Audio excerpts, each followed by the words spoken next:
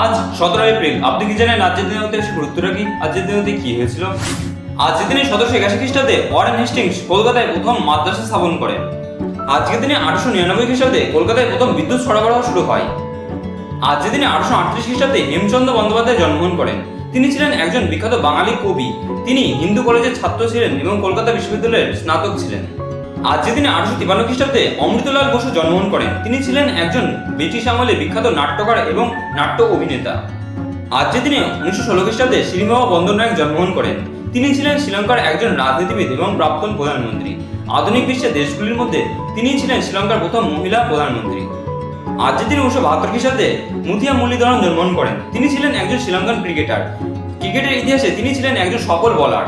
আজকের দিনে 1975 খ্রিস্টাব্দে ডক্টর সর্বপল্লী রাধাকৃষ্ণন মারা যান। তিনি হলেন ভারতের একজন আদর্শ শিক্ষক এবং রাজনীতিবিদ। তিনি ছিলেন স্বাধীন ভারতের প্রথম উপরাষ্ট্রপতি এবং ভারতের দ্বিতীয় রাষ্ট্রপতি।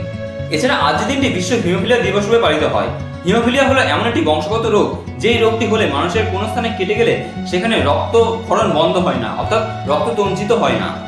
ভিডিওটা কেমন লাগলো সেটা কমেন্ট বক্সে কমেন্ট করে জানান। ভিডিওটা যদি ভালো লেগে থাকে তাহলে একটা লাইক করে দেবেন। ভিডিও থেকে যদি আপনি নতুন কোনো তথ্য জানতে পারেন তাহলে আপনি আপনার প্রিয়জনের কাছে শেয়ার করে তাদের জন্য সুযোগ করে দেবেন। এইরকমই প্রতিদিনের গুরুত্ব সম্পর্কে জানতে চ্যানেলটি সাবস্ক্রাইব করে চ্যানেলের পাশে থাকবেন।